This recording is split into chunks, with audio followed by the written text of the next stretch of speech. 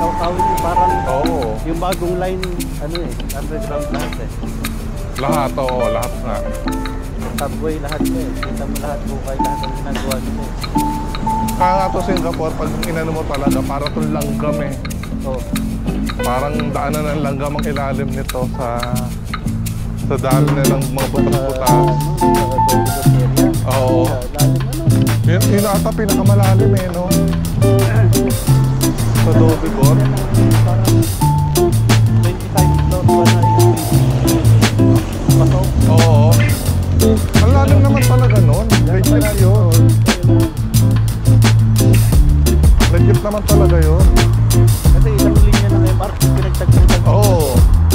Lahat eh dun ikino-connect. Maswerte.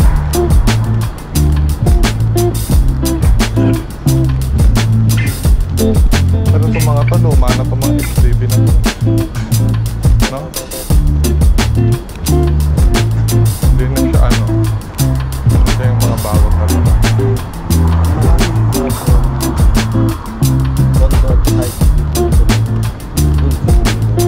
Oo. Kita yun eh, no? Yung ang lalawak sa taas. Saka yung tabi-tabi na talagang sabay-sabay din. Oo. Kita ko din yun.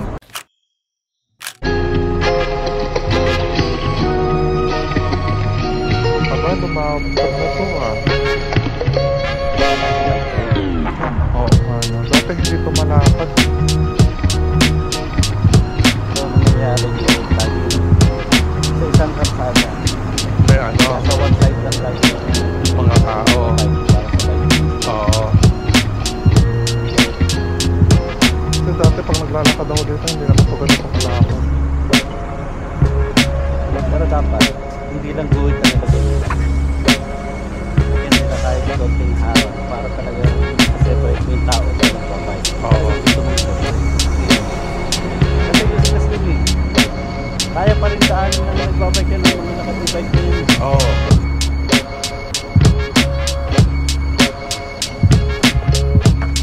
Ano natin dito? Pasok tayo ng Google Park. Dalawang intro. Ayun. Ayan, yun yung dati sa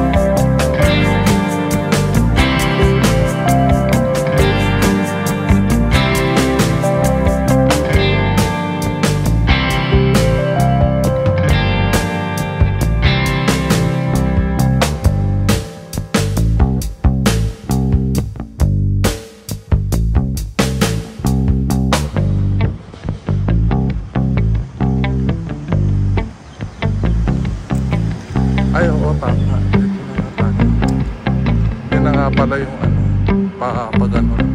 Lagi ko napepeke dyan sa ano yung CD na yan. Oo.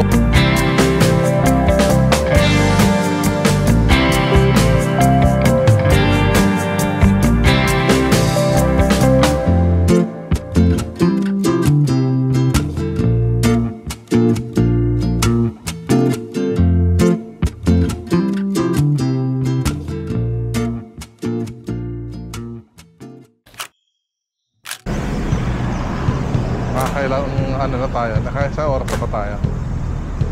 Ano, dito tayo? Isang 8 oras.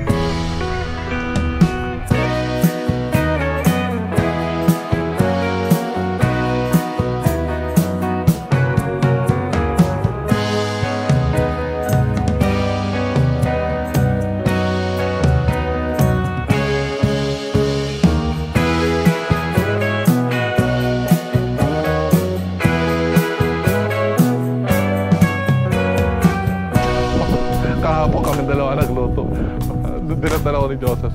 Ah, kuya, nagluluto. Oo, nagugutom na ako eh. Mukhang mamaya pa si Madam magigising. Yung pala plano pala ni Madam gigising daw siya na maaga, 8:30. Hindi naman nagising. Nung sinabi lang sa akin yan ni Helen, gigising nga daw yan, 8:30. Papasyado siya. Pagkita ko yan, nakababa nga yung isla. Nga pala, papasyado nga daw siya. Anong oras yun? 9:30. Kakatawin ko na ito, gigising pala siya 8:30.